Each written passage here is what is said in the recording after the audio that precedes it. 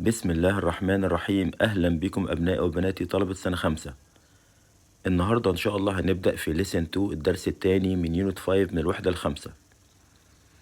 درس النهاردة بعنوان From Egypt to the Galaxy، من مصر إلى المجرة. نبدأ بالكلمات المهمة وحاول تكرر ورايا. Female astronaut، Female astronaut، رائدة فضاء.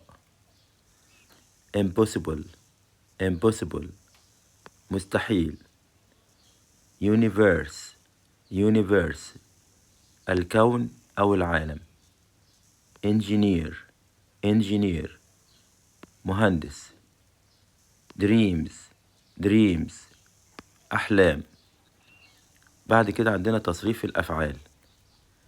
Inspire، Inspired، Inspire، Inspired، يلهم أو يشجع. Follow، Followed، Follow، Followed، يتبع. Believe، Believed، Believe، Believed، يعتقد.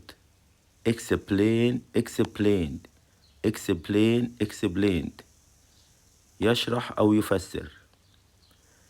Describe، Described، Describe، Described، يصف. Imagine، Imagined، Imagine، Imagined، يتخيل. Realize، Realized، Realize، Realized، يدرك. بعد كده عندنا تعبيرات وحروف جر هامة. Compared to، Compared to، مقارنة ب.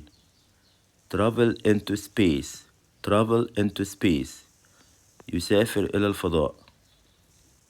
بعد كده عندنا نقاط هامة على نصوص الاستماع والقراءة، وهنا هنتعلم أهم الأفكار والجمل اللي جت في درس النهاردة.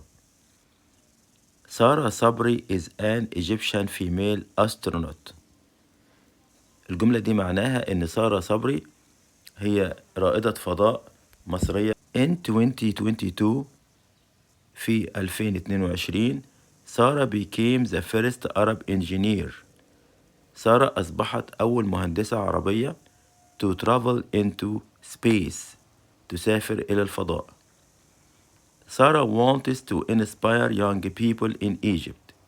وسارة أرادت أن تلهم الشباب الصغير في مصر to follow their dreams، لكي يسعوا لتحقيق أحلامهم.